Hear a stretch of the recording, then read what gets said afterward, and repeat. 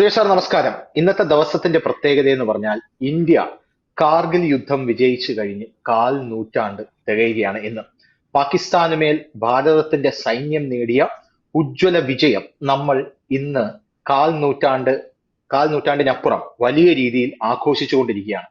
ഒരുപക്ഷെ ഓരോ ഭാരതീയനും മനസ്സിൽ ചേർത്ത് വെക്കേണ്ട ഒരു ഏട് തന്നെയാണ് അത് എന്ന് ഞാൻ മനസ്സിലാക്കുന്നു. 1999 യുദ്ധം ആരംഭിക്കുന്നത്. മെയ്യിലാണ് യുദ്ധം ആരംഭിക്കുന്നത്. നമുക്കറിയാം ജൂലൈയിൽ ആ യുദ്ധം അവസാനിക്കുന്നു. ആ യുദ്ധത്തില് നമ്മൾ വധിച്ചത് പാക് സൈനികരും ഭീകരരും അടക്കം 4000-ഓളം പേരെയാണ്. അതേസമയം നമ്മുടെ, അതായത് ഭാരതത്തിന്റെ 527 സൈനികരാണ് വീരമൃത്യു വരിക്കുന്നത്. 1363 പേർക്ക് പരിക്കേൽക്കുകയും ചെയ്തു. പാകിസ്ഥാൻ കൈക്കലാക്കിയ ഇന്ത്യയുടെ ഓരോ ഇഞ്ചും തിരിച്ചു പിടിച്ചതിന് ശേഷമാണ് ഭാരതം യുദ്ധം അവസാനിപ്പിച്ചത് എന്നുള്ളതാണ് ഇത് നമ്മൾ എടുത്തു പറയേണ്ട ഒരു കാര്യം. ഓരോ ഭാരതീയനും അഭിമാനാർഹമായ ഒരു നിമിഷമാണ്. അപ്പൊ ഇന്ന് ഈ ദിവസത്തിൽ ഞാൻ ആദ്യം സാറിനോട് ചോദിക്കാൻ ആഗ്രഹിക്കുന്നത്, ഈ കാർഗിൽ യുദ്ധത്തിൽ നിന്ന് നമ്മുടെ ഭാരതം പഠിച്ച പാഠങ്ങൾ എന്തൊക്കെയാണ്? ഒന്നാമത്തെ കാര്യം. രണ്ടാമത്തെ കാര്യം, എന്താണ് ഈ യുദ്ധത്തിലേക്ക് നയിച്ച കാരണങ്ങൾ? അന്നത്തെ ഡിഫൻസ് സിസ്റ്റവും ഇന്നത്തെ ഡിഫൻസ് സിസ്റ്റവും എത്രത്തോളം പുരോഗതി കൈവരിച്ചിട്ടുണ്ട്? ഐ മീൻ, അന്നത്തെ ഡിഫൻസ് സിസ്റ്റത്തിൽ നിന്നും ഇന്നേക്ക് എത്തുമ്പോൾ എത്രത്തോളം? നമ്മുടെ ധനമന്ത്രി നിർമ്മലാ സീതാരാമന്റെ പ്രതിരോധ ബഡ്ജറ്റ് ഒക്കെ നമ്മൾ കണ്ടതാണ്. 6 ലക്ഷം കോടിയാണ് പ്രതിരോധ ബഡ്ജറ്റിന് മാത്രമായിട്ട് നിർമ്മലാ സീതാരാമൻ മാറ്റിവെച്ചിരിക്കുന്നത്. അപ്പോ അന്നത്തെ ഇന്റലിജൻസ് സിസ്റ്റവും ഇന്നത്തെ ഇന്റലിജൻസ് സിസ്റ്റവും അത്തരത്തിലുള്ള ഒരു താരതമ്യം ഇനി ഒരു യുദ്ധത്തിലേക്ക് വരാനുള്ള സാധ്യത ഞാൻ വളരെ കുറവാണ് കാണുന്നത്. കാരണം എല്ലാ രാജ്യങ്ങൾക്കും അറിയാം, ഒരു യുദ്ധം വന്നു കഴിഞ്ഞാൽ ഇപ്പൊ നമുക്ക് ഈ AC റൂമിൽ നിന്ന് പറയാം, നീ കയറി അടിക്കടാ, അവൻ കയറി അടിക്കടാ എന്നൊക്കെ പറയാം. പക്ഷെ ഒരു യുദ്ധം വന്നു കഴിഞ്ഞാൽ ആത്യന്തികമായിട്ട് ഒരു ഗ്ലോബൽ മാർക്കറ്റാണ് ഇന്ത്യ. ഇന്ത്യ താഴെ പോയി കഴിഞ്ഞാൽ യൂറോപ്പും അമേരിക്കയും ചൈനയും എല്ലാം താഴെ പോകുന്ന ഒരു സാഹചര്യം ഉണ്ടായിരിക്കും. നയതന്ത്ര രീതിയിലുള്ള യുദ്ധങ്ങളായിരിക്കും, ബയോ വാറുകളായിരിക്കും, സൈബർ വാറുകളായിരിക്കും ഇനി ഉണ്ടാകാൻ പോകുന്നത്. മറിച്ച് ഒരു യുദ്ധം ഇനി ഇന്ത്യക്ക് നേരെ ആരെങ്കിലും തൊടുത്തു വിടുകയാണെങ്കിൽ അതൊരു 3ാം ലോക മഹായുദ്ധത്തിലേക്ക് പോകും എന്നുള്ള കാര്യത്തിലും വലിയ തർക്കം ഒന്നും വേണ്ട. കാരണം ഇന്ത്യ ഒരു ഗ്ലോബൽ മാർക്കറ്റാണ്. ഇന്ത്യയെ അവഗണിച്ച് ആർക്കും മുന്നോട്ട് പോകാൻ പറ്റാത്ത ഒരു സാഹചര്യം ഉണ്ടായി. അപ്പോ അന്നത്തെ ഇന്ത്യയും ഇന്നത്തെ ഇന്ത്യയും, നമ്മുടെ പ്രതിരോധം, നമ്മുടെ ഭരണ സംവിധാനം, നമ്മുടെ ആയുധങ്ങൾ, ഇതിനൊക്കെ എന്ത് മാറ്റമാണ് സംഭവിച്ചത്? പക്ഷെ കാർഗിൽ എന്ന് പറഞ്ഞാൽ നമ്മൾ പഠിച്ച വലിയ കുറെ പാഠങ്ങളുണ്ട് അവിടെ. ഒന്ന്, ഈ ഉം, യുദ്ധം തുടങ്ങാൻ കാരണം പാകിസ്ഥാനിലെ ഇഷ്യൂ തന്നെയായിരുന്നു. അവിടെ അന്നത്തെ ഭരണ സംവിധാനമുള്ളത് അവരും ആർമിയും തമ്മിൽ ഉഗ്രടിയായിരുന്നു. പർവേസ് മുഷറഫ് ആയാലും നവാസ് ഷെരീഫ് ആയാലും. അപ്പൊ അവിടുത്തെ നമുക്കറിയാം, പാകിസ്ഥാൻ നടത്തുന്നത് എന്നും ആർമിയാണ് നടത്തുന്നത്. അവിടെ പറയാൻ വേണ്ടിയിട്ടൊരു ഗവൺമെന്റ് ഒക്കെ എപ്പോഴും ഉണ്ടാവും. പക്ഷെ നമ്മൾ കണ്ടിട്ടില്ല, ഉം. അവരൊരു പ്രധാനമന്ത്രിയെ തൂക്കിക്കൊന്നു, സുൽഫിക്കർ അലി ഭുട്ടോ. അതുമാതിരി യാഹ Yeah. ഖാൻ പണ്ട് 70-ൽ തന്നെ നമുക്കറിയാം കൂ നടത്തി. അത് കഴിഞ്ഞ് സിയാഉൽ ഹക്ക്, പർവേസ് മുഷറഫ്, അവിടുത്തെ ആർമിയാണ് പാകിസ്ഥാനെ ഭരിക്കുക. അത് നമ്മൾ ക്ലിയർ ആണ് ആ കാര്യത്തിൽ. നമ്മുടെ ഭാരതദേശമാർ അവർക്ക് ഡെമോക്രസി എന്നൊരു കോൺസെപ്റ്റ് ഇല്ല, ഉണ്ട് പേരിന് ഉം, വേണ്ടിയിട്ട്. പക്ഷെ നടത്തുന്ന മൊത്തം ആർമിയാണ്. അവരാണ് ഡിസൈഡ് ചെയ്യുക ആരാവണം പ്രധാനമന്ത്രി, ആരാവണം ബാക്കിയുള്ള മന്ത്രിമാരെന്നൊക്കെ അവരെ ഡിസൈഡ്. അവർക്ക് ഉം. ഇഷ്ടമല്ലെങ്കിൽ അവരെ പിടിച്ച് മാറ്റി, രാത്രിക്ക് രാത്രി ഇമ്രാൻഖാനെ പിടിച്ച് മാറ്റി. അത് മാറ്റാൻ കാർഗിൽ നടന്നത് തന്നെ അത് നമ്മൾക്ക് അന്നത്തെ ഒരു ഇന്റലിജൻസ് ഫെയിലിയർ തന്നെയായിരുന്നു. അത് സമ്മതിക്കാണ്ട് പറ്റില്ല. പക്ഷെ നമ്മൾ ഉം. ആന്റിസിപ്പേറ്റ് ചെയ്തില്ല. എന്നാൽ കാർഗിൽ കിടക്കുന്നത് നല്ലൊരു ഹൈറ്റിലാണ്. ലഡാക്ക്, ഇപ്പോഴത്തെ ലഡാക്കിന്റെ 2 റീജിയൻ ഉണ്ട്. നമ്മൾ ജമ്മു കാശ്മീർ കാണും, പണ്ടത്തെ ജമ്മു കാശ്മീർ അല്ല ഇപ്പം. ഒന്ന് ജമ്മു കാശ്മീർ അങ്ങനെ തന്നെ അല്ല. ഒന്ന് ചൈനയ്ക്ക് നെഹ്റു 43,000 സ്ക്വയർ കിലോമീറ്റർ, അത് ഹരിയാനയുടെ മാതിരി ഒരു ചെറിയ സംസ്ഥാനം നെഹ്റു ഗിഫ്റ്റ് ചെയ്തു ചൈനയ്ക്ക്. അവിടെ എന്താ അക്സൈച്ചിൻ ഉണ്ടാവുക, അക്സൈച്ചിൻ അക്സൈച്ചിന് എന്നാണ് പറയുന്നത്. അതല്ലാണ്ട് ഇത് ഈ സൈഡിൽ പാകിസ്ഥാൻ 48-ൽ അവർ കയറി വന്നപ്പോൾ 47-ല് നമുക്ക് തിരിച്ചു പിടിക്കാൻ, നമ്മൾ ലാഹോർ വരെ എത്തിയതായിരുന്നു. നമുക്ക് ആ ഉം, ലാഹോർ പിടിച്ചെടുക്കായിരുന്നു അന്ന് 47-ല് പാകിസ്ഥാനിൽ നിന്ന് വന്ന ആൾക്കാരായിരുന്നു. ശ്രീനഗറിൽ നിന്ന് തിരിച്ചു പിടിച്ചു. പക്ഷെ കുറെ സ്ഥലം പാകിസ്ഥാൻ വിട്ടുകൊടുത്തു. അതും നെഹ്റു പറഞ്ഞു പോട്ടെ, എന്ത് ചെയ്യാനാണ്, അതിപ്പോ POK ആയി മാറി നമ്മുടെ തന്നെ. അതെ അതെ. പക്ഷെ നമ്മുടെ കയ്യിലെ കാശ്മീർ വളരെ ചെറിയ ടെറിട്ടറിയാണ്. പക്ഷെ ലഡാക്ക് എന്ന് പറഞ്ഞാൽ അങ്ങനെയല്ല. ലഡാക്ക് വലിയൊരു ടെറിട്ടറിയാണ്. അതിൽ ഓൾറെഡി ഉം, പകുതി ലഡാക്ക് പോയി കഴിഞ്ഞു. പകുതി എന്നാൽ കാൽഭാഗം ചൈനയുടെ കയ്യിലാണ്. പക്ഷെ ഉള്ള സ്ഥലത്ത് നമ്മൾ നോക്കുകയാണെങ്കിൽ നമ്മുടെ ആർമി കൺട്രോൾ ചെയ്യണത് ഒരു ഇൻഹോസ്പിറ്റബിൾ റീജിയൻ. അപ്പൊ ഞാൻ ലേ ലഡാക്കിൽ 2 മാസം പോയിരുന്നു. നമ്മളൊരു 20 മിനിറ്റ് ഒക്കെ ഓടിച്ചു കഴിയുമ്പോൾ ഒരു വണ്ടി വരും മുമ്പിൽ. അതുവരെ ഒന്നുമില്ല. പണ്ട് റോഡും ഉണ്ടായിരുന്നില്ല എന്ന് അവിടുത്തെ ആൾക്കാർ പറഞ്ഞു. ഇപ്പോഴാണ് ലാസ്റ്റ് ഒരു 10 കൊല്ലത്തിലാണ് മോദി ഗവൺമെന്റ് വന്നപ്പോൾ തൊട്ട്, സ്പെഷ്യലി ഇത് യൂണിയൻ ടെറിട്ടറി ആയപ്പോൾ തൊട്ട്, ആർട്ടിക്കിൾ 370 എടുത്തു കളഞ്ഞിട്ട് ഉം, അന്ന് തൊട്ട് അവിടെ ഒരു നല്ലൊരു ഡെവലപ്മെന്റ് നടക്കുന്നുണ്ട്. ഇപ്പോൾ ഞാനൊന്ന് ലേയിൽ പോയപ്പോൾ അവിടുത്തെ എയർപോർട്ട്, പുതിയൊരു എയർപോർട്ട് പണിയുണ്ട്, നല്ല ടെർമിനൽ പണിയുണ്ട്, റൺവേ എക്സ്പാൻഡ് ചെയ്യുന്നുണ്ട്. അവിടെ മേജർ ആക്ടിവിറ്റി ആർമിയുടെയാണ്, സംശയമില്ല. ലഡാക്കിലെ പോപ്പുലേഷൻ വളരെ കുറവാണ്. ആകെയുള്ളത് 1,60,000 പേരാണ്. പക്ഷെ ആ ഒരു സംസ്ഥാനം എന്ന് പറയാൻ നമ്മുടെ ഒരു പഞ്ചാബിനെക്കാട്ടും വലിയൊരു സ്ഥലമാണ് അത്. ആകെയുള്ളത് 1,60,000 പേര്. അതിൽ 80,000 പേര് ഉള്ളത് കാർഗിൽ, ഏറ്റവും ഈ എൻഡിലുള്ളത്. മറ്റേ ലഡാക്കിന്റെ സൈഡിലല്ല, ലേഹ് എന്ന് പറയും. ലേഹ് ആണ് തലസ്ഥാനം. 80,000 പേര്. എവിടെയുള്ള ഒരു ബുദ്ധിസ്റ്റ് ആണ്. കാർഗിലിൽ അവിടെയുള്ള ഒരു ഷിയ ആണ്. അപ്പൊ അവർക്ക് ഇറാനായിട്ട് നമ്മൾ കാർഗിൽ പോയി കഴിഞ്ഞാൽ എല്ലാ ചായക്കടയിലും അയത്തോല കമ്പനിയുടെ പോസ്റ്റർ കാണാം. അതാണ് അവിടുത്തെ ഒരു റിലീജിയസ് അഫിലിയേഷൻ അവർക്ക് ഇറാന്റെ കൂടെയാണ് കൂടുതലുള്ളത്. പക്ഷെ അന്ന് നടന്ന യുദ്ധത്തിന്റെ ഫസ്റ്റ് തെറ്റുന്ന നമ്മളെ ഒരു പെട്രോൾ പാർട്ടി അയച്ചെന്ന് കാലിയ, ക്യാപ്റ്റൻ കാലിയ അറിയാം, നമ്മൾ കണ്ണ് കുത്തിയെടുത്തു പാകിസ്ഥാനിക്കാരെ. അങ്ങനെ 2-3 ബറ്റാലിയൻ, നമ്മൾ 2-3 ടീംസിന് അയച്ചു നമ്മൾ അവിടുത്തെ ബറ്റാലിയനിൽ. ആ 2-3 പെട്രോൾ ടീംസ് പോയി തിരിച്ചു വന്നില്ല. അപ്പോഴാണ് അവിടുത്തെ ഈ പറഞ്ഞ മാതിരി ഈ ബക്കർവാൽക്ക് വന്ന അതിന് മുമ്പ് നമ്മുടെ സൈന്യത്തിനെ അറിയിച്ചു. അവിടെ കുറെ ആൾക്കാർ, നമ്മുടെ ആൾക്കാരല്ല, കുറെ ആൾക്കാർ അവിടെ ഹൈറ്റിൽ കയറി. അപ്പൊ ഈ കാർഗിലില് ഇവരിരുന്ന റേഞ്ച് 4150 വരും, ബത്താലിക്ക് വരും, ഇങ്ങനത്തെ കുറെ ഹൈ റേഞ്ചിൽ കുന്നിന്റെ മുകളിൽ ഇരിക്കണമെന്നാണ് ഏറ്റവും വലിയ അഡ്വാൻറ്റേജ്. കുന്നിന് ചോട്ടത്തിൽ കയറി വരുന്ന ആൾക്കാരെ അവർക്ക് ശരിയായിട്ട് കാണാൻ പറ്റും.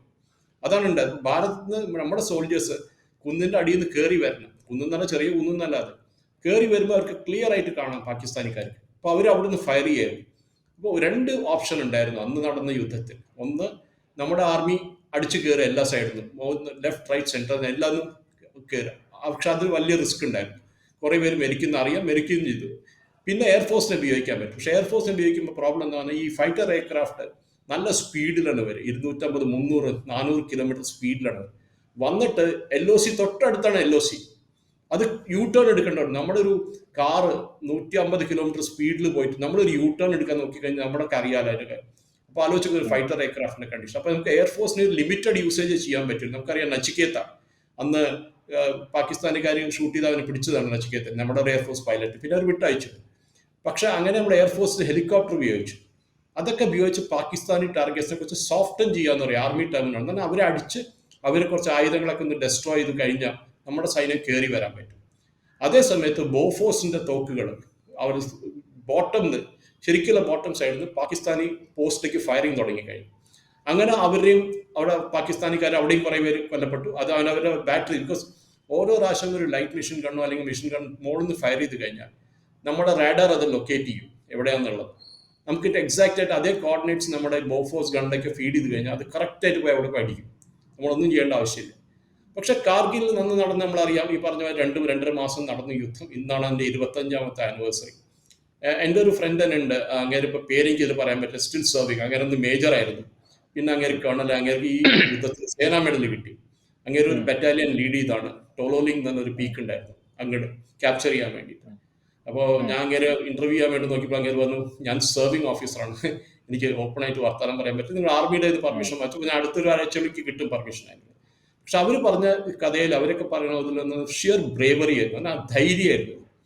നമ്മുടെ ഇതിൽ മാക്സിമം കൊല്ലപ്പെട്ടതെല്ലാം 23, 24, 25 വയസ്സ്. 20 വയസ്സിൽ കേരളത്തിൽ നിന്ന് 2 പേരുണ്ട്, 20, 21 വയസ്സായിട്ടുള്ള യങ്സ്റ്റേഴ്സ് മരിച്ചിട്ടുണ്ട്. അതിൻ്റെ അർത്ഥം അവർക്കൊരു പേടി ഉണ്ടായിരുന്നില്ല, അവർക്ക് ധൈര്യം. അവർ ഞങ്ങൾ പോയി ഇവരെന്തായാലും അറക്കണം എന്നുള്ളത്. അതായിരുന്നു ഇവർക്കുള്ളൊരു എന്താ പറയുക, ഒരു എയിം ആയിരുന്നു. ഒരു ചീത കാണിക്കാൻ നമുക്ക് ഈ പാകിസ്ഥാനിക്കാർ. അത് ഒരു റോ ഹീറോയിസം എന്ന് നമ്മൾ പറയും. ബിക്കോസ് ടെക്നോളജി അധികം ഉപയോഗിക്കാൻ പറ്റിയില്ല നമുക്ക്. അവർ കയറിയിരിക്കുന്ന മുകളിലാണ്, നമുക്ക് അവരെ കാണാൻ പറ്റുന്നില്ല. അതേസമയത്ത് നമ്മുടെ ആർമി ഇവിടുന്ന് കയറി പോകുമ്പോൾ അവർ ഷൂട്ട് ചെയ്യാണ് ചെയ്യുന്നത് നമ്മുടെ ആർമിയുടെ നേരെ. അപ്പോൾ നമ്മൾ എന്തെങ്കിലും കല്ലോ എന്തെങ്കിലും ഒരു ചെറിയ സ്ട്രക്ചർ ഉണ്ടെങ്കിൽ അതിൻ്റെ പിന്നിൽ ഒരു മരോ എന്തെങ്കിലും അതിൻ്റെ പിന്നിൽ പോയി ഒളിക്കും നമ്മുടെ സോൾജേഴ്സ്. പക്ഷെ അവസാനം വാജ്പേയി ഗവൺമെന്റ് ശരിക്ക് അതിനുള്ളൊരു ഫ്രീ ഹാൻഡ് കൊടുത്ത് ആർമിക്ക് അവിടുന്ന് പാകിസ്ഥാനിക്കാരെ നമ്മൾ ക്ലിയർ ചെയ്തു. പാകിസ്ഥാനിലെ ആർമിയിൽ എത്രയോ സോൾജേഴ്സ് അവിടെ മരിച്ചു. ആദ്യം അവർ വന്ന് ഞങ്ങളുടെ ആൾക്കാരല്ല എന്ന് പറഞ്ഞു, ഓർമ്മയുണ്ടോ അന്വേഷണം? നമ്മുടെ ആൾക്കാരേ അല്ല, അതൊക്കെ ആരോ തീവ്രവാദികൾ വന്നിരിക്കുന്നത്, ഞങ്ങൾക്കൊന്നും അറിഞ്ഞുകൂടെ അവർ ആരാണെന്ന്. പക്ഷെ പിന്നെ മനസ്സിലായി ഇവർ പാകിസ്ഥാൻ ആർമിയുടെ ആൾക്കാരാണ്. അവർ കൂടെ റേഷൻ കൊണ്ടുവന്നായിരുന്നു പാകിസ്ഥാൻ ആർമിയുടെ ID കാർഡ് ഉണ്ടായിരുന്നു. അതല്ലാണ്ട് അവരോരോ പാകിസ്ഥാൻ ആർമിയുടെ ഇൻസിഗ്നിയ എന്ന് പറയും, അവരോരോ ബറ്റാലിയന്റെ ഒരു സൈൻ ഉണ്ടാവും, അതൊക്കെ അവരുടെ കയ്യിലുണ്ടായിരുന്നു. എന്നിട്ട് അവർ തിരിച്ചു കൊണ്ടുപോകാൻ അവർക്ക് ബോഡി റെഡി ആയില്ല പാകിസ്ഥാൻ. ആലോചിച്ച ഒരു ആർമിയും ലോകത്ത് ഒരു സൈനികൻ മരിച്ചു കഴിഞ്ഞാൽ അവിടെ വിട്ടുപോയിട്ടില്ല. അവർ കൊണ്ടുവരും, അവർ കൊണ്ടുവന്നിട്ട് ഫ്യൂണറൽ കൊടുക്കുക. എത്ര കാലമായിരുന്നു. അടുത്ത് തന്നെ നമ്മുടെ ഒരു 2 സോൾജേഴ്സ് 2.5 കൊല്ലം മുമ്പ് അവർ അവലാൻഷിൽ കാശ്മീർ സൈഡിൽ മരിച്ചിരുന്നു. അവരുടെ ബോഡി കഴിഞ്ഞ മാസമാണ് കിട്ടിയത്, 2.5 കൊല്ലം കഴിഞ്ഞു. പക്ഷെ തെരഞ്ഞെടുക്കും എങ്ങനെയാലും, അങ്ങനെ വിടില്ല. You never leave behind your colleague comrade എന്ന് പറയും. അതാണ് ആർമിയുടെ ഒരു ബിഗസ്റ്റ് റൂള്. പക്ഷെ പാകിസ്ഥാനിക്കാർ അതും ചെയ്തില്ല, അവരവിടെ അവരുടെ ബോഡി വിട്ടിട്ട് പോയി. എന്നിട്ട് ഇന്ത്യൻ ആർമിയാണ് അവരെ അവിടെ ബറി ചെയ്തത്. അതാണ്. പിന്നെ ഇതേ ആൾക്കാർക്ക് പാകിസ്ഥാൻ പറഞ്ഞു ഞങ്ങളുടെ ആൾക്കാരൊന്നും അല്ലാന്ന് പറഞ്ഞിട്ട് ഓൾമോസ്റ്റ് ഒരു 70 പേർക്ക് ഒരു ബ്രേവറി മെഡൽസ് കൊടുത്തു. എന്തിനാ കൊടുത്തേ? കാർഗിൽ യുദ്ധത്തിന്. അരെ നിങ്ങളുടെ ആൾക്കാരവിടെ പോയില്ല, പിന്നെ നിങ്ങളെങ്ങനെ ഉം. മെഡൽ കൊടുക്കണം? അപ്പൊ അതാണ് ധനുഷ് ഒരു ഒരു മാറ്റം വന്നു അന്ന് തൊട്ട്. ഉം. ഇപ്പൊ 25 കൊല്ലം വരെ കുറെ മാറ്റങ്ങൾ ഇന്ത്യൻ ആർമിയിൽ വന്നിട്ടുണ്ട്. രണ്ടാമതായി ചോദിക്കാനുള്ള കാര്യം എന്ന് പറഞ്ഞു കഴിഞ്ഞാൽ, അന്നത്തെ ഇന്റലിജൻസ് ഫെയിലിയർ അന്ന് ഉണ്ടായിരുന്ന ഇന്ത്യൻ ആർമി തന്നെ അഡ്മിറ്റ് ചെയ്തിട്ടുണ്ടല്ലോ. അപ്പൊ അന്നത്തെ നമ്മുടെ ഒരു പ്രതിരോധ സംവിധാനവും ഇന്നത്തെ ഒരു പ്രതിരോധ സംവിധാനവും തമ്മിലുള്ള ഒരു താരതമ്യം നോക്കിക്കഴിഞ്ഞാൽ ഇന്ത്യ അതിൽ എത്രത്തോളം പുരോഗമനപരമായിട്ട് വികസിച്ചിട്ടുണ്ട്? നമ്മൾ ഇന്ന് ഉപയോഗിക്കുന്ന വെപ്പൺസിന്റെ ഒരു വിശ്വാസ്യത, നമ്മൾ ഏറ്റവും കൂടുതൽ വെപ്പൺസ് ഉപയോഗിക്കുന്നത് ഇസ്രായേലിന്റെ വെപ്പൺസ് ആണ്. അമേരിക്കയുടെ കയ്യിൽ നിന്ന് വെപ്പൺസ് വാങ്ങിച്ചുകൊണ്ടിരുന്നു, പക്ഷെ എങ്കിലും അത് വെട്ടിച്ചുരുക്കി റഷ്യയുടെ കയ്യിൽ നിന്നും കൂടുതൽ വെപ്പൺസ് വാങ്ങിക്കുന്ന ഒരു സാഹചര്യം ഉണ്ടായിരുന്നു. നമുക്കിപ്പോ ഫ്രാൻസിന്റെ ഫൈറ്റർ ജെറ്റുകളായിട്ടുള്ള വിമാനങ്ങളുണ്ട്, റഫേൽ വിമാനങ്ങളുണ്ട്, അമേരിക്കയുടെ തന്നെ F-16 എന്ന് പറയുന്ന വിമാനങ്ങളുണ്ട്. അങ്ങനെ പല തരത്തിലുള്ള വിമാനങ്ങളുണ്ട്. നമ്മൾ തന്നെ, അതായത് ഇന്ന് ഇന്ത്യൻ പ്രതിരോധ മേഖല നോക്കിക്കഴിഞ്ഞാൽ നമ്മൾ ഇവിടെ പ്രതിരോധ സംവിധാനങ്ങൾ, തോക്കുകളും മറ്റ് ലൈഫ് ജാക്കറ്റുകളും, ഐ മീൻ ബുള്ളറ്റ് പ്രൂഫ് ജാക്കറ്റുകളും ഒക്കെ ഉണ്ടാക്കി പുറത്തേക്ക് വിൽക്കുന്ന ഒരു സാഹചര്യം വരെ ഉണ്ടായിട്ടുണ്ട്. അപ്പോൾ എത്രത്തോളം നമ്മുടെ രാജ്യം പുരോഗമിച്ചു കഴിഞ്ഞു? കാർഗിൽ നിന്ന് കുറെ പാഠങ്ങൾ പഠിച്ചു. ധനുഷ് അത് സമ്മതിക്കാണ്ട് ഉം. പറ്റില്ല. ധനുഷ് പറഞ്ഞ മാതിരി ഉം. തന്നെയാണ് അതിൽ. അത് നമുക്ക് കുറെ ഉണ്ടായിരുന്നു, ബാക്ക് ഡ്രോപ്സ് ഉണ്ടായിരുന്നു. അത് നമ്മൾ ചെയ്തു. ഉം. നമ്മൾ ക്ലാരിഫൈ ചെയ്തു, പിന്നെ അതിനെ കറക്റ്റ് ചെയ്തു. ജനറൽ ബിപിൻ റാവത്ത് ആയിരുന്നു അതിന്റെ ഏറ്റവും വലിയൊരു, അങ്ങേരെ ആ സമയത്ത് അവിടെ കമാൻഡർ ആയിരുന്നു ആ ഒരു അതെ, അതെ. ബ്രിഗേഡ്. അപ്പോൾ ആ ഒരു ഇതെന്നാണ് ഭാരതത്തിൽ ഒരു ഒരു മേജർ കോൺസെപ്റ്റ്. ഒന്ന്, നമ്മൾ നമ്മുടെ വെപ്പൺസ് നമ്മൾ തന്നെ ഉണ്ടാക്കണം, ആത്മനിർഭർത്താവ്. അത് പിന്നെയാണ് മോദി ഗവൺമെന്റ് വന്നപ്പോൾ തൊട്ട് ഇപ്പോൾ നമ്മൾ നമുക്ക് വേണ്ട തോക്കുകൾ. ഹൈദരാബാദിൽ ഞാനൊന്നൊരു സ്റ്റോറി ചെയ്തായിരുന്നു. അവിടെ ഒരു കമ്പനി ഉണ്ട്, ലോകേഷ് മിഷൻസ്. അവർ 3 ഉം. മിഷൻ ഗൺസ് ആണ് ഇന്ത്യൻ ആർമിക്ക് വേണ്ടി ഉണ്ടാക്കണം. ഒരു പിസ്റ്റളും 2 ഉം. സബ് മെഷീൻ ഗണ്ണും. 100% ഓ. Home made, 100%. അതേമാതിരി കുറെ കമ്പനികളുണ്ട് ഇന്ത്യയിൽ ഇപ്പോൾ ഇന്ത്യൻ ആർമിക്ക് വേണ്ടിയിട്ട് തന്നെ. ഇപ്പൊ നമ്മുടെ AK-47 എന്ന് പറഞ്ഞ റഷ്യ എന്നുള്ള തോക്ക്, AK-56 അമേത്തിയിൽ ഉണ്ടാക്കുന്നുണ്ട്, ഉം. അവിടെ ഒരു പ്ലാന്റ് UP-യിൽ. അപ്പൊ അങ്ങനെ ഒരേ സ്ഥലത്ത് ഇപ്പോഴത്തെ ഫാക്ടറീസ് വന്നു തുടങ്ങിയിട്ടുണ്ട്. കുറെ സ്ഥലത്ത് റൈബറേലി, അമിത് അവിടുത്തെ ഏരിയയിലാണ് ഇത് നടക്കുന്നത്. പിന്നെ അതേമാതിരി കാൺപൂർ ബെൽറ്റ്, ഡിഫൻസ് ബെൽറ്റ്, അവിടെ കുറെ, ഞാനൊരു കോൺഫറൻസിൽ പോയിരുന്നു, ഇൻഡോ ആഫ്രിക്ക കോൺഫറൻസ് ലാസ്റ്റ് ഡൽഹിയിൽ ഉം. സെപ്റ്റംബറിൽ. അവിടെ ഒരു ഒരു ഒരു ഒരു സ്റ്റാളിൽ ഞാൻ കണ്ടത് ബുള്ളറ്റ് പ്രൂഫ് ജാക്കറ്റും ഹെൽമെറ്റ്. ഈ ഹെൽമെറ്റ് ഉണ്ടാവും ആർമിക്കാരുണ്ട്, അതിൽ ഈ ഉം. ഇത് ഇടാൻ പാടില്ല, റിവെറ്റ് ഇടാൻ പാടില്ല. റിവെറ്റ് ഇട്ട് കഴിഞ്ഞാൽ രണ്ടാമത്തെ ബുള്ളറ്റ് മാതിരിയാവും. അതുമ്പോ വന്ന് ബുള്ളറ്റ് ഉം. അടിച്ച് അത് തലയ്ക്കുള്ളിൽ പോയി ആള് ഫിനിഷ് ആവും. വിത്തൗട്ട് എനി റിവെറ്റ് ഉള്ള ബുള്ളറ്റ് അവരുണ്ടാക്കി, ഹെൽമെറ്റ് ഉണ്ടാക്കിയിട്ടുണ്ട്. അപ്പൊ ഞാൻ വാ. അവരോട് ചോദിച്ചത് എവിടേക്കാ വിൽക്കുന്നത് വെച്ചാൽ അവർ 123 രാജ്യങ്ങൾക്ക് ഞങ്ങൾ ഇത് വിൽക്കുന്നുണ്ട്. ഉം. ആലോചിച്ചു, ഉം. ഉം. 123 രാജ്യങ്ങളിലെ സൈനികർക്ക്, അവിടുത്തെ ആർമിക്ക് ഞങ്ങൾ ഇത് വിൽക്കുന്നുണ്ട്, ഇൻക്ലൂഡിങ് US ആർമി. ഉം. അപ്പൊ അതാണ് എന്റെ ഭാരത് ഒരു ഒരു കംപ്ലീറ്റ് ചേഞ്ച് വന്നിട്ടുണ്ട്. ഇപ്പോഴും നമുക്ക് കുറെ സെക്ടേഴ്സ് നമുക്ക് ഇല്ല നമ്മുടെ അടുത്ത്. ഫോർ എക്സാമ്പിൾ ജെറ്റ് എഞ്ചിൻസ്, ഇപ്പോഴും നമ്മുടെ ഉം. തേജസ് എയർക്രാഫ്റ്റിനുള്ള എഞ്ചിൻസ് നമുക്ക് ഇന്ത്യയിൽ ഉണ്ടാക്കാൻ പറ്റിയിട്ടില്ല. സാഫ്രാൻ ഉം. എന്നൊരു ഫ്രഞ്ച് കമ്പനി ഉണ്ട്, റഫാലിന്റെ എഞ്ചിൻസ് ഒക്കെ അവരാണ് സപ്ലൈ ചെയ്യുക. അതൊക്കെ നമ്മൾ ഉം. ഇപ്പോൾ ഉണ്ടാക്കി തുടങ്ങിയിട്ട് ഒരു ജോയിന്റ് വെഞ്ചർ. ഒരു ഓൾമോസ്റ്റ് 90% നമ്മളിപ്പോൾ ഇൻഡിജനൈസ് ചെയ്തിട്ടുണ്ട്. നമ്മുടെ തോക്ക്, നമ്മുടെ വെപ്പൺസ്, നമ്മൾ because one of the largest purchases ആണ്, നമ്മുടെ സെക്കൻഡ് ലാർജസ്റ്റ് ആണ് ലോകത്ത് ആയുധങ്ങൾ വാങ്ങണേ. അതിപ്പോൾ മാറ്റി നമ്മൾ കഴിഞ്ഞ കൊല്ലം എവിടെ നിന്ന് ഉണ്ടാക്കിയ വെപ്പൺസ് നമ്മൾ പുറത്ത് വിറ്റു തുടങ്ങി. 83,000 കോടിയാണ് കഴിഞ്ഞ കൊല്ലം ഭാരതത്തിൽ ഉണ്ടാക്കിയ ആംസ് പുറത്തേക്ക് നമ്മൾ എക്സ്പോർട്ട് ചെയ്തു. അത് ഉം. നമുക്കറിയാം, ഇന്തോനേഷ്യയിലേക്കുള്ള നമ്മുടെ ബ്രഹ്മോസ്, തിരുവനന്തപുരത്ത് ബ്രഹ്മോസും ഒക്കെ നമ്മൾ ഇന്തോനേഷ്യക്ക് വിറ്റിട്ടുണ്ട്. അപ്പോൾ അവരിപ്പോൾ രണ്ടാമത്തെ ഒരു ഉം. കൺസൈൻമെന്റ് നമ്മുടെ അടുത്ത് ചോദിച്ചിട്ട് ചൈനയെ കൗണ്ടർ ചെയ്യാൻ വേണ്ടിയിട്ട്. പക്ഷെ അതല്ല, അതിനേക്കാളും കൂടുതൽ നമ്മുടെ ഒരു ആർമിയുടെ ഏജ് അത് വലിയൊരു ഫാക്ടറായി. അതാണ് ഞാൻ പറഞ്ഞത്, കാർഗിലില് മരിച്ച പയ്യന്മാരെല്ലാം 21, 22, 23 അവർക്ക് ആ ഹൈറ്റ് കയറാൻ പറ്റും. ഉം. നമ്മൾ 40 വയസ്സായിട്ടുള്ള ആളും എൻ്റെ വയസ്സ്, എൻ്റെ മാതിരി 60 വയസ്സായിട്ടുള്ള ആൾക്കൊക്കെ അത് കയറാൻ പറ്റില്ല. കയറാൻ പറ്റി എൻ്റെ അടുത്തേക്ക് പറക്കാൻ പറ്റില്ല. അപ്പൊ ആ ഇന്ത്യൻ ആർമിയുടെ ഫസ്റ്റ് ഒരു സ്ട്രാറ്റജി മൂവ് എന്തായിരുന്നു? അത് ബിപിൻ റാവത്താണ് ലീഡ് ചെയ്തത്. നമ്മൾ നമ്മുടെ ആർമി യങ് ആക്കണം. അത് ലോകത്തെ അതെ. എല്ലാവരും ചെയ്യുന്നുണ്ട്, ഇവിടെ മാത്രമല്ല, ലോകത്തെ എല്ലാ സ്ഥലത്തും ആർമിയെ യങ് ആക്കാനുള്ള പരിപാടി നടക്കുന്നുണ്ട്. യങ് എന്ന് എന്താ ചെയ്യേണ്ടതെന്ന് പറഞ്ഞാൽ, നമ്മുടെ റിക്രൂട്ട്മെന്റ് എങ്ങനെയായിരിക്കണം? നമ്മൾ 5 കൊല്ലം കഴിഞ്ഞ് 6 കൊല്ലം കഴിഞ്ഞാൽ ഇവരെ നോർമൽ പൂളിലേക്ക് വിടണം. ട്രെയിനിങ് കൊടുക്കുക, 6 കൊല്ലം നമ്മുടെ അടുത്ത് വർക്ക് ചെയ്യുക, പിന്നെ അവർ military paramilitary force, CISF, CRPF, BSFിലേക്ക് പൊക്കോട്ടെ. അതല്ലാണ്ട് സ്റ്റേറ്റ് പോലീസിൽ ജോയിൻ ചെയ്യാൻ പറ്റും. അപ്പോൾ നമ്മുടെ ആർമിയുടെ ഏജ് എപ്പോഴും യങ് ആയിട്ടിരിക്കും. ഒരു 25, 26, 27 വയസ്സായിരിക്കുന്ന ഒരു ആവറേജ് ആർമിയുടെ ഏജ്. എക്സ്പീരിയൻസുള്ള ആൾക്കാർ വേണം, ഒരു 10%. കമാൻഡർ ആവും, ഒരു ബ്രിഗേഡിയർ ആവും, കേണൽ ആവും, മേജർ കേണൽ, ബ്രിഗേഡിയർ, അങ്ങനെ കയറി പോകാൻ അങ്ങനത്തെ ആൾക്കാരും വേണം നമുക്ക്.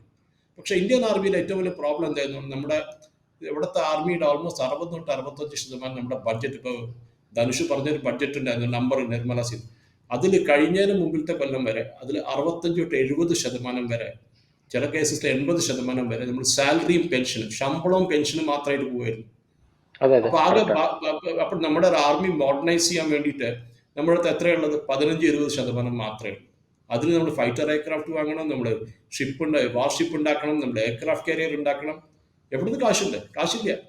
അപ്പൊ ഗവൺമെന്റ് ഈ അഗ്നിവീർ സ്കീം കൊണ്ടുവരാൻ കാരണം ഈ കാർഗിൽ വാർന്ന് പഠിച്ച പാഠങ്ങളാണ്.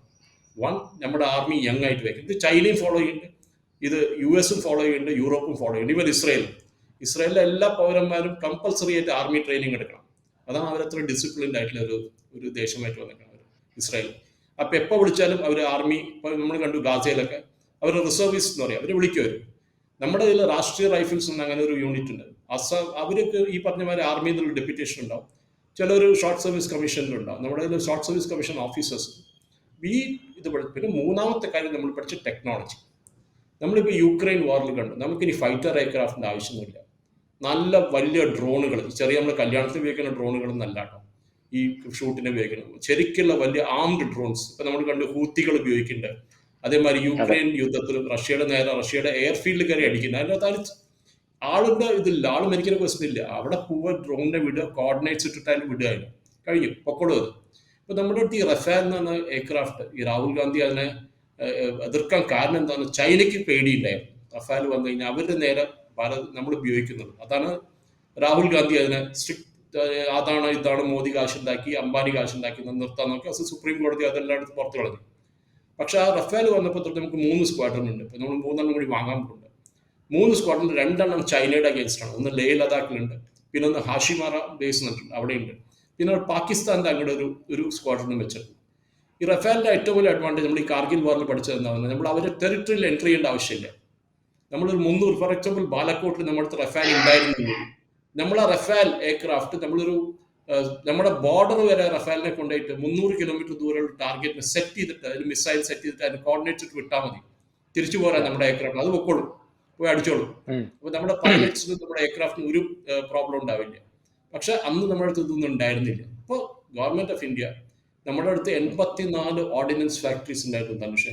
എന്നാൽ തോക്കും സാധനങ്ങളൊക്കെ ഉണ്ടാക്കുന്ന പീരങ്കിയൊക്കെ ഉണ്ടാകും, ഒറ്റെണ്ണം മര്യാദയ്ക്ക് വർക്ക് ചെയ്തിരുന്നില്ല.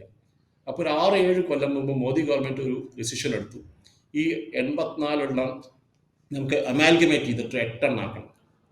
എന്താ ഇവർ 6 മണി വരെ ക്യാരം ബോർഡ് കളിച്ചിട്ടിരിക്കും, 6 മണി കഴിഞ്ഞാൽ ഓവർ ടൈം ചെയ്യും, അങ്ങനത്തെ പരിപാടിയായിരുന്നു ഇവർക്ക്. നമുക്കറിയാം HAL നഷ്ടത്തിൽ ഓടിയുന്ന കമ്പനിയായിരുന്നു. ഇന്ന് HAL ലാഭം നോക്കും. ഇതേ രാഹുൽ ഗാന്ധി ഏറ്റവും കൂടുതൽ കുറ്റം പറഞ്ഞ കമ്പനിയായിരുന്നു HAL. ധർണ ചെയ്തു, അതിന്റെ മുമ്പിൽ പോയിരുന്നു. ഗവൺമെന്റ് ഓഫ് ഇന്ത്യ അത് വിൽക്കാൻ പോകുന്നു, ഗവൺമെന്റ് ഓഫ് ഇന്ത്യ ഓർഡർ കൊടുക്കും. ഇപ്പൊ 30,000-20,000 കോടി ലാഭം അവർ ഉണ്ടാക്കണം. അല്ല, ഈ കേന്ദ്രം ഇത്തരത്തിലൊക്കെ പ്രവർത്തിക്കുമ്പോൾ കേന്ദ്രത്തിന് ഏറ്റവും കൂടുതൽ എതിർക്കുന്നവരുടെ കൂട്ടത്തിൽ നമ്മുടെ മുൻ പ്രതിരോധ മന്ത്രി AK ആന്റണി ഉണ്ടാകുന്നു എന്നുള്ളതാണ് ഏറ്റവും വലിയ വിരോധാഭാസം എന്ന് പറയുന്നത്. ചൈന അവിടെ റോഡ് പണിയുമ്പോൾ ഞങ്ങൾ എന്തിനാണ് റോഡ് പണിയുന്നത്, ഞങ്ങൾ റോഡ് പണിതാൽ ചൈന കൂടുതൽ പ്രകോപിതരാകില്ലേ എന്ന് പറഞ്ഞ AK ആന്റണിയാണ് ഇപ്പൊ ഭാരതം അവിടെ റോഡ് പണിയുമ്പോൾ അതിനെ എതിർത്തുകൊണ്ടിരിക്കുന്നത്. എന്തൊരു വിരോധാഭാസമാണെന്ന് നോക്കണം. അവര് ചെയ്യില്ല, ചെയ്യാനുള്ളവരെ ചെയ്യിക്കത്തുമില്ല. ബോഫോഴ്സ് നമ്മുടെ റഫാൽ വാങ്ങാൻ കാശില്ല എന്ന് പറഞ്ഞ ആളാ പാർലമെന്റിൽ. അതെ അതെ അതെ അതെ.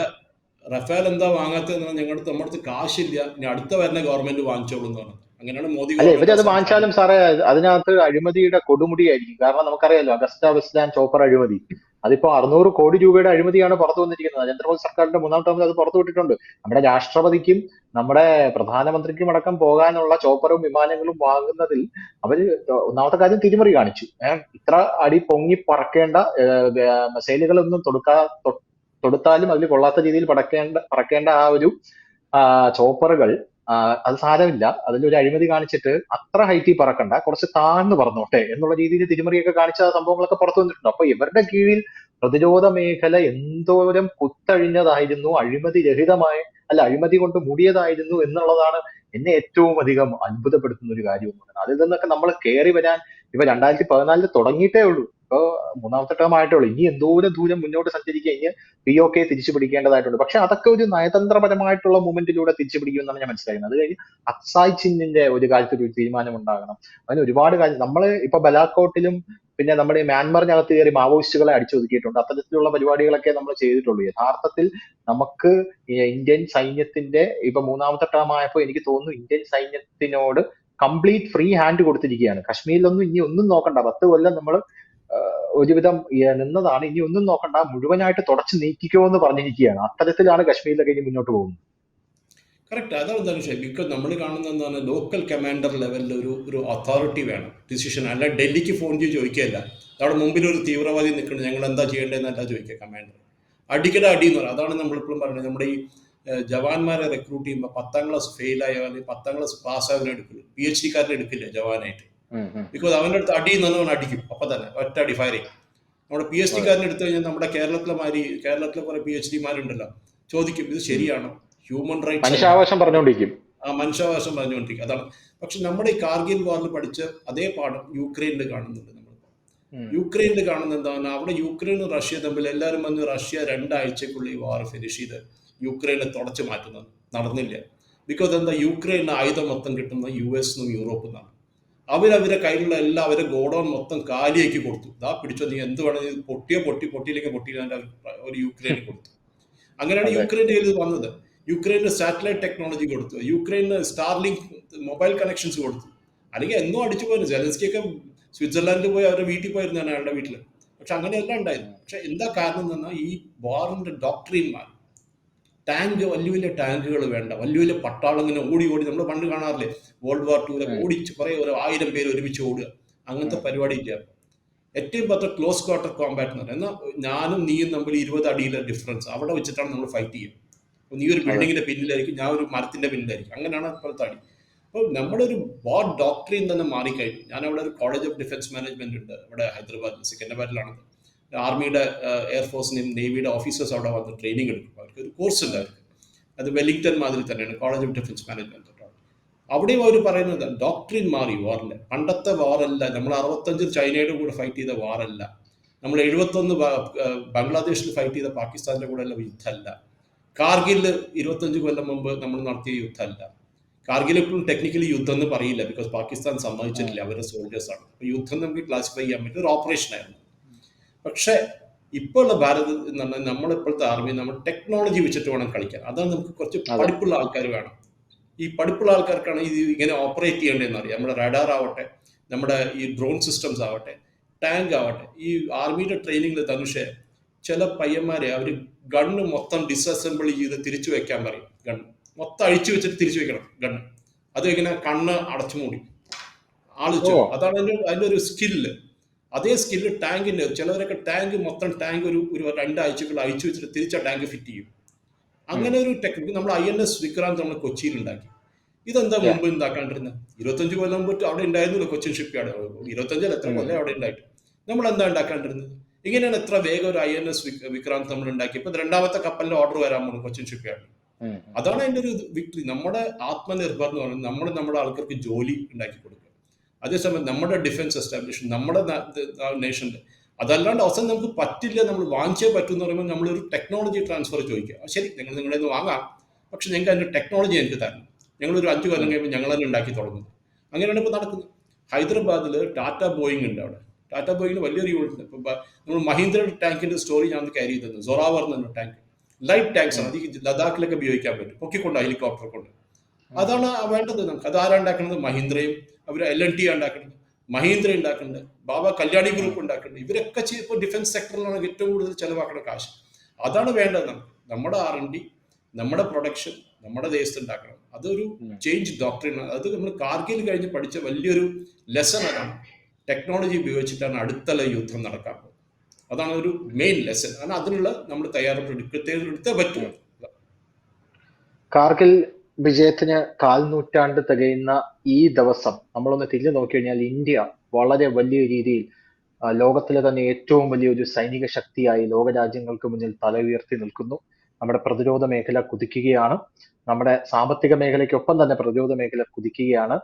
ഇനി ഒരു യുദ്ധത്തിന്, ഇന്ത്യയുമായ ഒരു യുദ്ധത്തിന്, അതായത് അന്ന് പല ആൾക്കാരും പറഞ്ഞിട്ടുള്ളത് പാകിസ്ഥാനും ഇന്ത്യയും ഈക്വൽ ആയിരുന്നു എല്ലാ ശക്തികളിലും സൈനികപരമായിട്ട്. പക്ഷെ ഇന്ന് പാകിസ്ഥാന് ഒരു ധൈര്യം, ഇന്ത്യയുമായിട്ട് കോർക്കാനുള്ള ഒരു ധൈര്യം വരാൻ യാതൊരുവിധ സാധ്യതയുമില്ലാത്ത രീതിയിൽ ഇന്ത്യ എത്രയോ മുകളിലേക്ക് പോയിരിക്കുന്നു. ഇന്ന് ഇന്ത്യയുടെ സൈനിക ശക്തി എന്ന് പറയുന്നത് കിടപിടിക്കുന്നത് അമേരിക്കയോടും ഒക്കെയാണ് എന്ന് പറയേണ്ടിയിരിക്കുന്നു. അമേരിക്കയും റഷ്യയും അടക്കമുള്ളവർ നമ്മുടെ സുഹൃത്തുക്കളായി നമുക്ക് വേണ്ടി എന്തും ചെയ്യാനായിട്ട് നിൽക്കുന്നു. ഇസ്രായേൽ എന്ന് പറയുന്ന ലോകത്തിലെ ഏറ്റവും മികച്ച ഡിഫൻസ് സിസ്റ്റം ഉള്ള ഒരു രാജ്യം, മൊസാദ് പോലെ ഏറ്റവും ബെസ്റ്റ് ചാരസംഘടനയുള്ള ഒരു രാജ്യം ഇന്ത്യക്ക് വേണ്ടി ചൈനീസ് അതിർത്തികളിൽ ഡ്രോൺ പറത്തുന്ന ഒരു സാഹചര്യത്തിലേക്ക് നിൽക്കുന്നു. ഉത്തരാഖണ്ഡിൽ ചൈനയെ പ്രതിരോധിക്കാനായി അമേരിക്കൻ പട്ടാളക്കാർ വന്ന് ഇന്ത്യയുടെ കൂടെ സംയുക്ത സൈനിക അഭ്യാസം ചെയ്യുന്ന രീതിയിലേക്ക് കാര്യങ്ങൾ മാറിക്കൊണ്ടിരിക്കുന്നു. അത് തന്നെയാണ് ഇന്ത്യ അന്നെങ്ങനെയായിരുന്നു ഇന്നെങ്ങനെയായിരുന്നു പ്രതിരോധ മേഖലയിൽ എന്നുള്ളതിന്റെ ഏറ്റവും വലിയ തെളിവ്. ഇത്രയും പറഞ്ഞുകൊണ്ട് നമുക്ക് നിർത്താം. Thank you sir. Thank you. കൂടുതൽ വാർത്തകളും വിശേഷങ്ങളും നിങ്ങളിലേക്ക് എത്താൻ ABC മലയാളം സബ്സ്ക്രൈബ് ചെയ്യുക, ബെൽബട്ടനും അമർത്തുക.